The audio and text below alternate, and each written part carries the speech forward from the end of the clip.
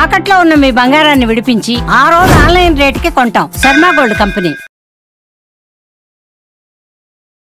నమస్తే, మీరు చూస్తున్న సుమన్ టీవీ. నేను మీ కీర్తి. చిలుకూరి ప్రధాన అర్చకుడు రంగరాజన్పై జరిగిన దాడి గురించి మనందరికీ తెలిసిందే. మరి ఈ విషయాన్ని మనకి వివరించడానికి మనతో పాటు ప్రముఖ ఆస్ట్రాలజర్ బ్రహ్మశ్రీ నందిబట్ల శ్రీహరి శర్మ గురుగారు ఉన్నారు. నమస్తే గురుగారు. వాగర్థ వివ సంపృక్తౌ వాగర్థ ప్రతిపత్తయే జగతః పితరౌ వందే పార్వతీ పరమేశ్వరౌ. ఆదిత్యాయ చ సోమాయ మంగళాయ బుధాయ చ గురు శుక్ర శనిభ్యశ్చ రాహవే కేతవే నమః. శృంగేరి జగద్గురు పీఠాధిపతులకి, కంచి పీఠాధిపతులకి నమస్కారములు తెలియజేసుకుంటూ కార్యక్రమాన్ని ప్రారంభిద్దాం. గురుగారు, మీ వరకు వచ్చే ఉండుంటుంది, చిలుకూరి ప్రధాన అర్చకుడు రంగరాజన్ గారిపై జరిగిన దాడిని మీరు ఏ విధంగా చూస్తున్నారు? అసలు దాడి జరిగిన 2 రోజుల వరకు బయటికి రాలేదు, ఎందుకు జరిగింది అసలు? దీన్ని మనం ఏ విధంగా చూసుకోవాలి? చూస్తుంటే ఆ ఫుటేజ్ అంతా అయ్యప్ప మాల ధరించినట్టుగా బ్లాక్ అండ్ బ్లాక్ డ్రెస్లో ఉన్నారు, ఆరెంజ్ కలర్ కండువా వేసుకుంటూ. అట్లీస్ట్ ఆయన పైస కన్నా రెస్పెక్ట్ ఇవ్వలేదని వివిధ మాటలు మనకి కమెంట్ బాక్స్లో వినిపిస్తూ ఉన్నాయి. మీరు కూడా మాట్లాడండి అని అడుగుతా ఉన్నారు. సో దాని ఉద్దేశమే మన ఈ కార్యక్రమం. సో మీరేం చెప్తారు గురుగారు? మీరు ఎలా చూస్తున్నారు ఈ సంఘటన మొత్తాన్ని? కాస్త మీరు అన్నట్టుగా ఆలస్యంగానే వెలుగులోకి వచ్చిందమ్మా. అంటే దాడి జరిగినది ఆల్రెడీ 2-3 రోజుల కిందట జరిగినటువంటిది. ఆలస్యంగా వెలుగులోకి రావడం, తద్వారా అక్కడ ఆ సంభాషణ కానీ ఆ చిత్రీకరణ విషయంలో కానీ ఎక్కడా కూడా చూస్తే ఇది ఒక ఉన్మాదముతో కూడుకున్నటువంటి చర్యలుగా మనకు కనబడుతూ ఉన్నాయి. దీన్ని ఖండించాల్సిందే. అసలు మూలాలకు వెళితే ఎవరి పర్సన్ రంగరాజన్ గారు అసలు ఎవరు? రంగరాజన్ గారు మనకు అందరికీ సుపరిచితులే. చిలుకూరు బాలాజీకి సంబంధించినటువంటి ట్రస్ట్ నిర్వాహకులు. మొదటి నుంచి కూడా ఈ ఎండోమెంట్స్ ఆధ్వర్యంలో జరగకుండా చక్కటి విధి విధానాన్ని అనుసరించాలంటే ఎండోమెంట్లో ఉండకూడదని చెప్పేసి ఎక్కడ కానుకలు అనేటువంటి హుండీ అనేటువంటి పద్ధతి లేకుండా, ఎక్కడ టికెట్ అనేది లేకుండా భక్తులందరూ కూడా చక్కగా పూర్వకాలంలో రాజుల పరిపాలించేటప్పుడు ఏ విధంగానైతే దేవాలయ దర్శనం అనేటువంటిది ఉండే విధానం ఉందో ఆ విధానాన్ని అవలంబిస్తున్నారు. అనేక విధాలుగా గవర్నమెంట్ వాళ్ళు కలగజేసుకున్న సందర్భాలు కూడా కొన్ని ఉన్నాయి, తీసుకోవాలని ఎండోమెంట్ కింద. ఎందుకంటే ప్రాచుర్యం ఉన్నటువంటి దేవాలయం కాబట్టి. కానీ భక్తులే అడ్డుకొని ఉండి దాన్ని రక్షించుకున్నారు కాబట్టి ఇది కొరగాని కొయ్యగా అయిపోయింది కొంతమందికి. అంతేకాకుండా చిలుకూరు బాలాజీ టెంపుల్ ప్రధాన అర్చకులు ఎవరైతే రంగరాజన్ గారు వారి కుమారుడు ఉన్నారో, ఈ సమాజం దృష్టిలో ఏంటంటే ధర్మానికి రక్షించే వాళ్ళుగా, ధర్మానికి కట్టుబడి జీవించే విధానాలుగా మనకు కనిపిస్తున్నారు. తద్వారా ఎవరైనా కానీ ఈ ధర్మం గురించి పాటుపడే వాళ్ళు వాళ్ళని కలుపుకొని ఓన్ చేసుకోవాలనే ఉద్దేశం కూడా చాలా సందర్భాల్లో జరిగి ఉంటాయి. కానీ అటానమస్గా ఉండాలనే ఉద్దేశంతో ఎవరికి వారికి కూడాను సపోర్ట్ లేకుండా తమ సంబంధించినటువంటి దాంట్లో చేస్తూ వస్తున్నారు. అనేక విప్లవాత్మకమైనటువంటి సమాజంలో కొన్ని చర్యలు కూడా తీసుకున్నారు. ఎందుకనంటే పూర్వకాలంలో అంటే రామానుజాచార్యుల వారి సిద్ధాంతాన్ని అనుసరిస్తున్నానని చెప్పుకుంటూ వస్తూ ఆ కాలంలో అన్ని వర్ణాల వాళ్ళని బ్రాహ్మణులు అణగదొక్కారనే ఉద్దేశం అనేక విధాలుగా ఉన్నది. కానీ ఇది వాస్తవానికి కాదమ్మా. పూర్వకాలం నుంచి ఏ కులం వాళ్ళైనా అందరూ తలెత్తుకొని జీవించగలిగారు తప్ప ఎవ్వరినీ కూడా ఎక్కువ తక్కువ చేయలేదు. ఇది ఎప్పుడు జరిగింది? బ్రిటిష్ వాళ్ళ పరిపాలన వచ్చిన తర్వాత కొన్ని ఇబ్బందికర పరిస్థితులు నూరిపోశారు.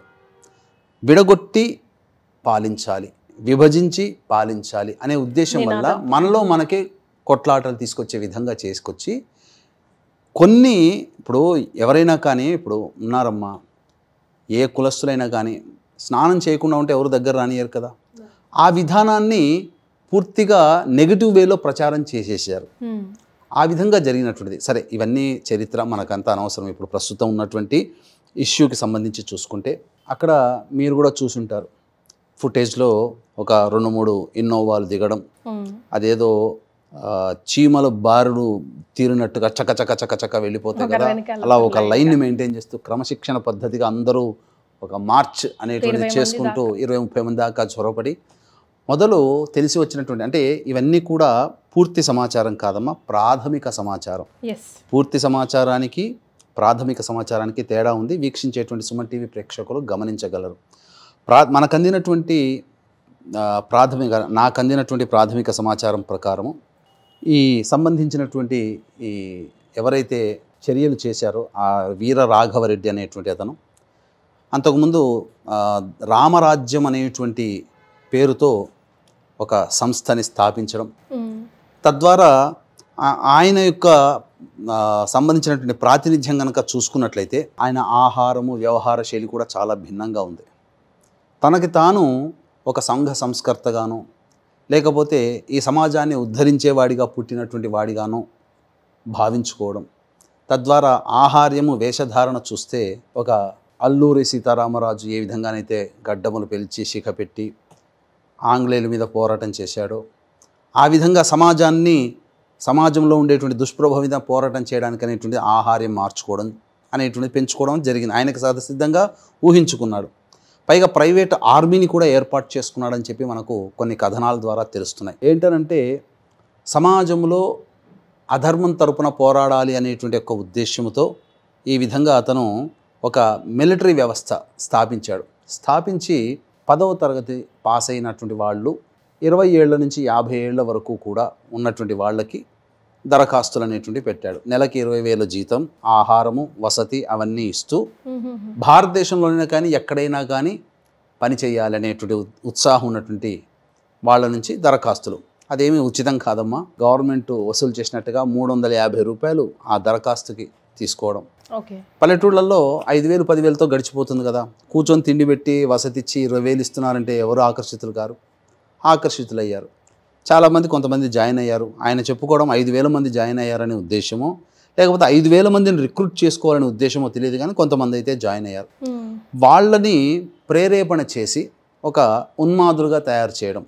అంటే ఒక విధంగా చెప్పాలి అని అంటే సంఘంలో మార్పు తీసుకురావాలనేటువంటి ఒక ఉద్దేశం కనుక ఉంటే లాండ్ ఆర్డర్ని గౌరవిస్తూ లాండర్ పరిధిలో మనం ఉద్యమాలు చేసుకుంటూ ప్రజలలో చైతన్యం తీసుకొని వస్తే కనుక మీరు అన్నట్టుగా చక్కగా ఉండేది. కానీ ఇక్కడ ప్రజా చైతన్యం కంటే తన స్వప్రయోజనమే, తన యొక్క పేరు ప్రఖ్యాతులు పెరగడం కోసమే ఉద్దేశంతోనే తను అనుకున్నదే నిజము. ఎందుకంటే నాకు ఇతని యొక్క మాట వ్యవహార శైలి ఆయన సంబంధించినటువంటి వీడియోలో కనుక చూసినట్లయితే ఎక్కడో ఒక 5 సంవత్సరాల క్రిందట కులములకు సంబంధించినటువంటి ఒక వీడియో అనేటువంటిది చూశాను. అందులో చాలా చక్కగానే వ్యవహరించాడు అన్నట్టు అనిపించింది అప్పట్లో. ఎందుకనంటే కులములలో ఉన్నవన్నీ కూడా ఇప్పుడు ఈ మధ్య వచ్చినవి అసలు అందరికీ కులానికి అందరికీ ఆద్యులందరూ కూడా మహర్షులే, కాకపోతే విధి విధానాలు అనుసరించి వాళ్ళు మారారు. ఇలా ఒక్కొక్క కులములో ఉన్నటువంటి ఒక్కొక్క ఋషిని గురించి కూడా తెలియచేశాడు. ఆ ఋషులందరినీ కూడా మనం పూజిస్తున్నాం. ఆ కులానికి ఆద్యులైనటువంటి ఋషులను కూడా చెప్పడం జరిగింది. సో అప్పుడు నేను ఇంప్రెస్ అయ్యాను. బాగానే చెప్తున్నాడు, కరెక్టే కదా, అన్ని కులాలు ఒకటే కదా, మనం మాత్రం ఎందుకు కొట్లాడుకోవాలి? ఎవరు ఏ కులము మీద ప్రతి కులము ఒక కులం మీద ఒక్కొక్క కులం ఆధారపడి ఉంది. చర్మకారుడు చెప్పు లేకపోతే కాళ్ళకు చెప్పు లేకపోతే పాడైపోతాయి అమ్మా కాళ్ళు. రైతు పండించకపోతే భోజనం దొరకదమ్మా. అన్ని ఉన్నత వర్గాల వారే చేస్తున్నారా? కష్టపడి పనిచేసే వర్గము అలాగే ఈ కష్టపడి పని చేసినటువంటి వాళ్ళ యొక్క శ్రమని సరైనటువంటి విధానంలో పెట్టేటువంటి మేధావి వర్గము, ఈ మేధావి వర్గము కష్టపడే వారిని రక్షించే వర్గము, ఈ కష్టపడి పనిచేసినటువంటి ద్వారా వచ్చినటువంటి ఉత్పత్తులకి మళ్ళీ తిరిగి వాళ్ళకి న్యాయ మార్గంలో డబ్బుని అమ్మకాల ద్వారా జరిపించే డబ్బుని అందించేటువంటి ఒక వర్గం. ఇలా 4 వర్ణాల వారు ఏర్పడ్డారు. 4 వర్ణాల వారు ఆ రోజు అందులో అందరూ సంతోషంగా ఉన్నారు. మా కులం ఈ కులం అని చెప్పి ఏ పురాణాల్లో చెప్పబడి ఉంది? ఒక మాట చెప్పండి. కడజాతి వాళ్ళని చెప్పేసి ఇబ్బంది పెట్టిన వాళ్ళు ఉన్నారా? ఉన్నత వర్గాల వాళ్ళని చెప్పి నెత్తిన పెట్టుకున్న వాళ్ళు ఉన్నారా? అన్ని కులాల్లో బ్రహ్మజ్ఞానం పొందిన వాళ్ళు లేరా? గొప్ప వర్గాల్లో బ్రాహ్మణ క్షత్రియ వైశ్య అని చెప్పుకునేటువంటి వర్ణాల్లో పూర్తిగా ఆచార వ్యవహారాలను మంటగలిపి ఛాందసులుగా చండాలుగా జీవించిన వాళ్ళు లేరా? అలాగే మనం ఈనాడు చెప్పుకున్నటువంటి నిమ్న వర్గాల వారని చెప్పేసి వాళ్ళల్లో గొప్ప ఉన్నతోత్తము లేరా? ఏదైనా అంతేనమ్మా, శరీరమే. అందుకనే అక్కడ పురుష సూక్తంలో విరాట్ పురుషుడు అయినటువంటి ఆ నారాయణుడి యొక్క సంబంధించినటువంటి దేహం నుంచి అన్ని వర్ణాల వాళ్ళు వచ్చారని చెప్పారు. కాబట్టి ఏ అంగం, ఇప్పుడు మన శరీరంలో కాళ్ళు లేకపోతే మనం సరిగ్గా ఉరగగలమా, నడవగలమా? కళ్ళు లేకపోతే చూడగలమా? నాలుక లేకపోతే చెప్పగలమా? ఏదైనా కానీ బుద్ధి లేకపోతే మనం చేయలేమా? అన్ని వర్ణాల వాళ్ళు ప్రధానం అని చెప్పి అన్ని భాగాల నుంచి సృష్టించాలని చెప్పాడు. కానీ ఇక్కడ విడగొట్టేటువంటి వాళ్ళలో ఆ విధంగా చేశారు. ఇంకా ముఖ్యంగా చెప్పాలంటే రంగరాజన్ గారు అనేటువంటి వ్యక్తి అన్ని వర్ణాల వాళ్ళని, నిమ్న వర్గాల వాళ్ళని కూడా మా సమాజం అనేటువంటిది ఉన్నత వర్గాల వాళ్ళందరూ కూడా పోషించారు, చక్కగా చూసుకున్నారనే ఉద్దేశంతో నిమ్న వర్గానికి చెందినటువంటి మేధావి అయినటువంటి వ్యక్తిని తన భుజాల మీద వేసుకొని ఆలయ గర్భాలయ ప్రవేశం చేసి నిరూపించారు. ఇంకొక విషయం చెప్పమంటారా? ఏ వ్యక్తినైతే అతను రంగరాజన్ గారు భుజాల మీద వేసుకున్నారో ఈ రోజున ఆ వ్యక్తి భుజాన వేసుకున్నాడు కదా, ఆ వ్యక్తి అందరి చేత గౌరవింపబడుతూ పూజింపబడుతున్నాడు. శ్రీ శ్రీ శ్రీ ఆదిత్య పరాశ్రీ గారే. మోసిన వ్యక్తి ఎవరో కాదు, ఆదిత్య పరాశ్రీ గారే. నారాయణపేట దగ్గర ఉన్నటువంటి ముగ్గురమ్ముల దేవాలయం ఉంది కదా, సుమన్ టీవీ దాంట్లో కూడా చాలా కార్యక్రమాలు చేశారు, ఎంతో సుపరిచితులు. వారు కూడా బ్రహ్మజ్ఞానం పొందిన వారే. వారి యొక్క మంచి విషయాలు చూస్తే అసలు ఎంత గొప్ప జ్ఞానం ఉన్నదని చెప్పి, పురాణాల పట్ల శాస్త్రాల పట్ల ఎంత జ్ఞానం ఉందని చెప్పి. అయితే ఇక్కడ ఎందుకు చెప్తున్నానంటే, ఈ దాడికి ఎక్కడ పడింది అంటారు? ఎందుకు పడింది అని అంటే, ఈయన ఒక రామరాజ్యం అనే పేరుతో ఒక ప్రైవేట్ సైన్యాన్ని ఏర్పరచుకొని భారతదేశం మొత్తం కూడాను తను విప్లవాత్మకమైన మార్పులు తీసుకురావాలి అంటే, అతనిలో ఒక కోణం మాత్రం మెచ్చుకోవచ్చు. మన ధర్మాన్ని నాశనం చేస్తున్నటువంటి వాళ్ళని ఎందుకు ఉపేక్షించాలనేటువంటి ఒక దృఢ సంకల్పం, పోరాట పటిమ ఉంది. కానీ అది తప్పుదారి పట్టిందమ్మా. ఎందుకనంటే తనకి పేరు రావాలంటే ఇప్పుడు ఒక్కడు పని చేసుకోలేడు కదా, అందరి సహాయ సహకారాలు కావాలి కదా. అందుకని పేరొందినటువంటి వ్యక్తులు కూడా తనల్ని అనుసరిస్తున్నారు, తనల్ని అనుకరిస్తున్నారు, తనల్ని ఆమోదిస్తున్నారు, తనకి ఒక అభిమానులుగా ఉన్నారని చెప్పుకున్నారనుకోండి, అప్పుడు అతని యొక్క ఇమేజ్ పెరుగుతుంది కదా. అందుకని ఎవరు ఉన్నారని చెప్పి చిలుకూరు బాలాజీ ట్రస్ట్ నిర్వాహకులైనటువంటి వాళ్ళని ఫోన్ చేసి చెప్పడం జరిగింది. నిర్ద్వందంగా తోసిపుచ్చాడు. అంతకుముందు కారణం ఏంటంటే, ఈ యొక్క ఆలయంలో జరుగుతున్నటువంటి అక్రమాలకి సంబంధించినటువంటి కోర్టులో పిటిషన్ వేశాడు. ఈయన నువ్వెవడి కోర్టులో పిటిషన్ వేయడానికి, కోర్టును నమ్ముకుంటే వస్తుందా, నా మార్గంలోకి రా, నేను నిరూపిస్తాను, నేను కోర్టును కూడా అడిగేటువంటిది అని చెప్పి కొన్ని. ఇప్పుడు ఎట్లా ఉంటుందంటేనమ్మా, కొంత పురాణాలను అవపోసన పట్టిన తర్వాత అప్పుడు ఏంటంటే ఆ భావజాలాన్ని చెప్పుకుంటూ అందులో ఉన్నటువంటి, ఇప్పుడు ఖురాన్లో మంచి చెప్పబడి ఉంది, చెడు చెప్పబడి ఉంది. బైబిల్ని చూసుకొని మంచిగా ఆచరించే వాళ్ళు ఉన్నారు, దాన్ని చూసుకొని చెడుగా ఆచరించే వాళ్ళు ఉన్నారు. అలాగే ఈ గీతలో ఉన్నటువంటి మంచిదనాన్ని కాకుండా దానికి వ్యతిరేకమైనటువంటి భావాన్ని ఈ సంబంధించినటువంటి వీరరాఘవరెడ్డి అవలంబించడం ద్వారా ఆయనని అడిగితే కాదన్నందుకు కోపంతో ఇగో పెట్టుకొని ఎలాగైనా కానీ నయానా భయానా చెప్పిన వినలేదని చెప్పి ఇక చేతులతో పని చెప్దామని చెప్పి వచ్చాడు. రావడం అటాక్ చేయడము, ఒక రకంగా చెప్పాలంటే ఇది హేయమైన చర్య అని చెప్పవచ్చునమ్మా. ఎందుకనంటే సమాజం ఏమీ ఇది ఆమోదించదు ఇటువంటి చర్యని. ఎవరైతే చేశారో వాళ్ళందరినీ కూడా ఖచ్చితంగా శిక్షించాల్సింది. ఎందుకంటే ఒక వ్యక్తిని అక్కడ కూర్చోబెట్టి చేసినటువంటి విధానం ఏంటమ్మా, ఒక దేవాలయానికి సంబంధించినటువంటి ప్రధాన అర్చకులు, దేవుని సేవకుడు, ఆ దేవుణ్ణే నువ్వు వస్తే నువ్వు నమ్ముకున్నటువంటి దేవుడు ధనుర్బాణాలు పట్టుకొని వచ్చి రక్షిస్తాడా అని చెప్పి దేవుణ్ణే అపహాస్యం చేశాడు. ఎంతటి దౌర్భాగ్యమైనటువంటి చర్యమ్మ అది. అంతేకాకుండా ఆయనని కూర్చోపెట్టినటువంటి విధానం కూడా, ఇతనేమో కుర్చీలో కూర్చుంటాడా, టేబుల్లో కూర్చుంటాడా, చక్కగా సంధ్యావందనాది క్రియలు చేసుకుంటూ సమాజాన్ని ఉద్ధరిస్తూ దేవునికి అత్యంత ప్రీతిపాత్రుడిగా ఉంటూ తన యొక్క బ్రాహ్మణ సంబంధించిన సమాజంలో జన్మించినట్టుగాను బ్రాహ్మణ కర్తవ్యాన్ని నిర్వహించుకుంటూ సమాజాన్ని ఉద్ధరిస్తూ ఉన్నటువంటి యోగ్యుడైనటువంటి రంగరాజన్ గారిని అలా కూర్చోపెట్టి, ఆయన ఇంట్లో ఒక దోషిగా కూర్చోపెట్టి ఆయన చేత కంటతడి పెట్టించి నా తప్పు అని చెప్పి భయాన నయాన బలవంతంగా ఒప్పించి ఆ వీడియో తీసి తన యొక్క గొప్పతనాన్ని చూపించుకొని ఆ వీడియోని తన వాళ్ళ చేతనే తీయించి తన వాళ్ళ ద్వారానే ఆ వీడియో విడుదల చేశాడు. ఇది ఎంతటి దౌర్భాగ్యం. ఎందుకనంటే ఈ విధంగా చేస్తే వెంబడే వచ్చి పోలీసులకి చెప్పుకుంటాడనో లేకపోతే భయపడిపోయి మళ్ళీ మన దగ్గరకు వస్తాడనే ఉద్దేశంతో వేచి చూశాడు. 2-3 రోజుల వరకు కూడాను స్పందించకపోయేసరికి అప్పుడు ఈ వీడియో విడుదల చేయడం జరిగింది. ఇది చాలా దుర్మార్గమైనటువంటి చర్యమ్మ. కాబట్టి ఖచ్చితంగా అటువంటి వాళ్ళకి శిక్ష అనేదానికంటే కూడా కూర్చోపెట్టి మంచి మార్గాన్ని ఉపదేశించి అతని మానవత్వం వైపు మరలించి అతనిలో ఉన్నటువంటి ఆవేశాన్ని ధర్మ మార్గం వైపు పయనింపచేసి ధర్మానికి రక్షకుడుగా ఉండే విధంగా ఉంటే మంచిదే. అంటే తనకి తాను ఆ వేషధారణ చూసి అల్లూరి సీతారామరాజుగా ఊహించుకుంటున్నాడు. ఎందుకంటే అల్లూరి సీతారామరాజు గారు కూడా అక్కడే జన్మించి ఉన్నాడు. అనపర్తి మండలం కొప్పవరపు గ్రామమైనది. కొవ్వూరు వీరరాఘవరెడ్డి ఈ సంబంధించినటువంటి అల్లూరి సీతారామరాజు గారు కూడా అక్కడే జన్మించి ఉన్నారు, అన్నప్రతి మండలం చుట్టుపక్కలలోనే. కాబట్టి ఆయన అంశగా నేనని చెప్పి భవిష్యత్తులో చెప్పుకోవడానికి ఆ విధమైన వేషధారణ చేసి ఉంటాడేమో. ఎందుకంటే అల్లూరి సీతారామరాజు యొక్క వేషధారణ కూడా ఈ యొక్క సంబంధించినటువంటి విష్ణు ఊర్ధ్వపుండము పెట్టుకోవడము, అలాగే ఇంకా ధనుర్బాణాలు ఒక్కడే పట్టుకొని రాలేదు, సంతోషించాలి అంతే తప్ప. లేకపోతే ఆ విధంగా కాషాయం అని అంటే అది నల్లని వస్త్రములు ధరించడం అనంటే ఒక నిరసన. అలాగే వాటి మీద కాషాయం అని అంటే ధర్మాన్ని రక్షిస్తుంది, అధర్మానికి నిరసన తెలిపే విధంగా ఉండే విధంగా ఆయన ఆ ప్రైవేట్ సైన్యానికి ఆ విధంగా ఇచ్చాడు. కానీ ఈ ప్రైవేట్ సైన్యం అనేటువంటిది అంత మంచిగా బహుశా నేను అనుకోవడం ఏంటంటే చిరంజీవి గారితో సినిమా వచ్చింది ఠాగూర్ సినిమా, ఆ సినిమాని ఉత్ప్రేరకంగా తీసుకొని ఆ విధంగా సైన్యాన్ని తయారు చేసుకుంటున్నాడేమో. అది సినిమాలో చూడడానికి బాగుంటుంది, ఆ విధంగా తన యొక్క మనుషులందరినీ అన్ని డిపార్ట్మెంట్లో పెట్టుకోవడం అనేటువంటిది అది సినిమా చూడడానికి బాగుంటుంది. కానీ దానిని ఇన్స్పిరేషన్గా చేసుకుని రామరాజ్యం అనేటువంటి దాన్ని స్థాపించి, కాకపోతే ఆయన ప్రసంగాలు కూడా కొన్ని విన్నానమ్మా.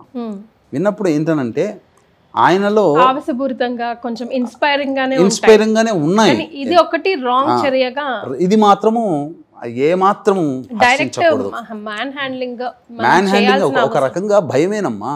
ఒక రకంగా మనిషిని ఇప్పుడు ఇంతమంది రావడాల్సిన అవసరం ఉంది. ఇప్పుడు నీకు నిజంగా గనక ఆయనలో వచ్చి మాట్లాడాలి అంటే ముఖాముఖిగా ఇప్పుడు మీరు నేను కూర్చున్నట్టుగా కూర్చొని మాట్లాడి వెళ్ళిపోవచ్చుగా. అసలు అంతమందిని తీసుకురావాల్సినటువంటి అవసరం ఏమున్నది? ఒక భయాన్ని సృష్టించడానికే కదా. తద్వారా ఏం సమాజానికి ఏం మెసేజ్ ఇవ్వాలని అనుకుంటున్నాడు ఆయన, ఆ వీరరాఘవరెడ్డి అనేటువంటి వ్యక్తి. కాబట్టి వయసులో ఉన్నాడేమో, చిన్నవాడేమో, 40 ఏళ్ళు ఉంటాయేమో, 50 ఏళ్ళ మధ్యలో ఉంటాయేమో. కాబట్టి తను అనుకున్నదే కరెక్ట్ అనుకొని ఇప్పుడు ఎందుకనంటే అసలు పురాణాలు, అసలు భాగవతాలు, అసలు మూలమైనటువంటి రామాయణము భారతంలో ఉన్నటువంటి విషయాన్ని పక్కకు పెట్టి ఇలాంటి వాళ్ళే భావజాలం తనే అనుకున్నదో ఆ విధంగా అనుకున్న వాళ్ళు ముద్రించినటువంటి భారత రామాయణాల వల్లనే సమాజంలో కొన్ని అపప్రదలను వచ్చాయి. అసలు అందుకనే ఏదైనా అసలుది చదవాలి. ఈ విధంగా ఇతని యొక్క చర్య మాత్రం ఏమాత్రం ఆమోదయోగ్యం కాదమ్మా. ఖచ్చితంగా శిక్ష పడాల్సిందే. బయటికి వచ్చి రంగరాజన్ గారికి క్షమాపణలు చెప్పవలసిందే. ఎందుకనంటే ఆయన న్యాయ పోరాటము ధర్మ మార్గంలో అవలంబిస్తున్నాడు ఖచ్చితంగా. కాబట్టి ధర్మ మార్గంలో ఉన్నటువంటి వ్యక్తిని అధర్మము ఎంతసేపు కూడాను పట్టుకోలేదు. ఎప్పటికప్పుడు అధర్మం ఓడిపోవాల్సిందే కడదారికి ఖచ్చితంగా. కాబట్టి ఇకనైనా కానీ ఇప్పుడు ఏంటనంటే ఖచ్చితంగా వీక్షించేటువంటి ప్రేక్షకులు అందరూ కూడా సంబంధించి ఇటువంటి చర్యని హిందువులంతా కూడాను ఏకమయ్యి ఉండాలి. ధర్మాన్ని రక్షించే వాళ్ళు ఎవరో తెలుసుకోవాలి. ఈయన వెనక ఏదో శక్తులు ఉంటేనే తప్ప ధర్మంగా పోరాడేటువంటి న్యాయ పోరాటాన్ని చేస్తున్నటువంటి వ్యక్తిని అన్యాయంగా న్యాయం పోరాటం ఆపి మా పక్షాన రా పోరాడు మనుషుల్ని. ఎందుకనంటే ఇప్పుడు టార్గెట్ చేస్తున్నటువంటిది అతని మాటల్లో ఏంటనంటే అర్చకులు, పురోహితులు వీళ్ళందరూ కూడా తప్పు చేస్తున్నారు, మీ అందరి దగ్గరికి వచ్చే వాళ్ళందరిలో ఎవరినైనా నాకు ఒక్కని పంపించండి అని మాట్లాడాడు. ఏమని? ధర్మం కోసం పోరాటేవాడిని ఎవరైనా వెతకండి వెతకండి వెతకండి, నాకు ఆ ఒక్కడు కనబడితే ఆ ఒక్కడిని నాకు అప్పగించండి, నేను ఒక వీరునిలాగా తయారు చేస్తాను. అంటే మొత్తం ఈ ఆంధ్రప్రదేశ్ తెలంగాణ మొత్తంలో ఉన్నటువంటి దాదాపు సుమారు 40-50 వేల దేవాలయాలు ఉండి ఉంటాయేమో, వాళ్ళందరి నుంచి ఆ సైన్యాన్ని ఆయన తెచ్చుకోవాలి. అసలు నెలకి 20,000 ఇవ్వగలిగేటువంటి శక్తి ఆయనకుందా అది గమనించుకోవాలి ఆయనకి. అంతేకాకుండా ఇంత సైన్యాన్ని ఏర్పరిచినప్పుడు అంత శక్తి ఎక్కడి నుంచి వస్తుంది, దాని మూలాలు ఆ డబ్బు ఎక్కడి నుంచి వస్తుంది? ఒక సాధారణమైనటువంటి వ్యక్తికి 2 ఎంప్లాయ్మెంట్ పెట్టుకొని నడిపించేటువంటి అంటేనే చేతులు సరిపోవట్లేదు, సంపాదన సరిపోవట్లేదు. 5,000 మంది ఇంటూ 20,000 అన్నప్పుడు 5 2 10 అంటే నెలకి 100 కోట్లు ఎక్కడి నుంచి పట్టుకొస్తాడమ్మా? అంత నెలకి 100 కోట్లు పెట్టి పోషించగలిగేటువంటి శక్తి ఉన్నటువంటి వ్యక్తికి ఇవన్నీ కూడా సమంజసమా? ఎక్కడి నుంచి వస్తున్నాయి డబ్బు అంతా అనేటువంటిది కూడా ఆలోచన చేయాలి, ఎంక్వైరీ చేయాలి. ఇవన్నీ చేస్తే తప్ప ఇంత పెద్ద ప్రాతిపదికన ఈ ఆలోచన విధానం అనేటువంటిది కలగడం అనేటువంటిది ఒక సందేహాస్పదమైనటువంటి నిర్ణయంగానే కనబడుతుంది తప్ప ఏమాత్రము కూడా ఏదో విచారించి వదిలిపెట్టాల్సినటువంటి అవసరం కాకుండా ఖచ్చితంగా దీని వెనకాల ఏం శక్తులు ఉన్నాయి, హిందూ ధర్మం కోసం పోరాడేటువంటి వ్యక్తులకి కించపరిచే విధంగా వాళ్ళని భయభ్రాంతులకు గురి చేసి ధర్మం వైపు చూడాల్సినటువంటి అవకాశమే లేకుండా చేస్తున్నటువంటి ఈ వ్యక్తులకి వెనకాల తోడ్పాటు అందించేటువంటి అధర్మపరులు ఎవరున్నారు, ధర్మానికి గ్లాని చేసే విధంగా వ్యవహరిస్తున్నటువంటి వ్యక్తులు ఎవరు, ఆ సమాజం ఏంటి అనేటువంటిది, అసలు ఈ రామరాజ్యం వెనకాల ఉద్దేశం ఏంటి, ముందు పేరుగా ధర్మానికి పోరాటం చేసే రామరాజ్యం అనే పేరు పెట్టుకొని వెనకాల అధర్మ పోరాటాన్ని కొనసాగించే విధంగా, వ్యాప్తి చేసే విధంగా హిందూ ధర్మాన్ని ఇప్పటికే మన వాళ్ళు చాలా సంఘటితం కాలేకపోతున్నారు. హిందువులంతా సంఘటితం అయితే అప్పుడు ధర్మం గెలుస్తుంది. ఇప్పుడు ఒక రకంగా చెప్పాలి అంటే ఎంతవరకు దిగజారిపోయిందనంటే, మన మోడీ గారు స్నానం ఆచరిస్తే అతను సంజాయించుకోవాలన్నా, స్నానం ఎలా ఆచరిస్తావు అని చెప్పి, అంటే హిందువుగా పుట్టి హిందూ ధర్మాన్ని పాటించకూడదా? ఇతర మతాల వాళ్ళు పుట్టి ఇతర మతాల వాళ్ళు వాళ్ళ ధర్మాన్ని ఆచరిస్తున్నప్పుడు ఎవ్వరూ కూడా క్వశ్చన్ చేయలేదే. ఒక హిందువే తన ధర్మాన్ని తాను పాటిస్తూ ఉంటుంటే ఎందుకు క్వశ్చన్ చేస్తున్నది సమాజం అనేటువంటిది కూడా గుర్తించాలి. ఆ సంబంధించినటువంటి దాంట్లోనే భాగంగా ఈ యొక్క ధర్మ పోరాటాన్ని చేస్తున్నటువంటి రామరాజుని క్వశ్చన్ చేసే అధికారం ఎవరికి వచ్చింది? రంగరాజన్ గారిని, ఈ రామరాజ్యం వ్యవస్థాపకులైనటువంటి రాఘవరెడ్డి. కాబట్టి ఇదంతా కూడా ఏదో సందేహాస్పదంగా ఉన్నటువంటిది. కాబట్టి మనం అందరం కూడా దీని గురించి కొంత ఆలోచన చేయాల్సినటువంటిదే. కాబట్టి ప్రేక్షకులు కూడా రంగరాజన్ గారిని సమర్థించాలి, అటువంటి వ్యక్తులకి శిక్ష పడే విధంగా చూడాలి.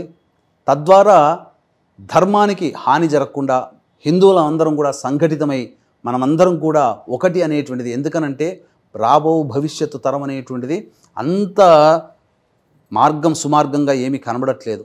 కాబట్టి హిందువులమంటూ చెప్పుకోగలిగేటువంటి దేశం ఏదైనా ఉందంటే మనం నివసిస్తున్నటువంటి భారతదేశం. దీన్ని మనం కోల్పోయాము అనంటే మనం నివసించడానికి కూడా లేదు. శరణార్థులుగా, మైనార్టీలుగా ఏదైనా దేశంలో ఉండవచ్చు, కానీ శరణార్థులుగా ఉండాల్సినటువంటి గతి కనుక మనం తెప్పించుకోకూడదు. అటువంటి ధర్మం రాదు, అటువంటి సమస్య రాదు. ఎందుకనంటే మన దేశము పుణ్యభూమి, కర్మభూమి, ఎంతోమంది మహానుభావులు జన్మించినటువంటిది.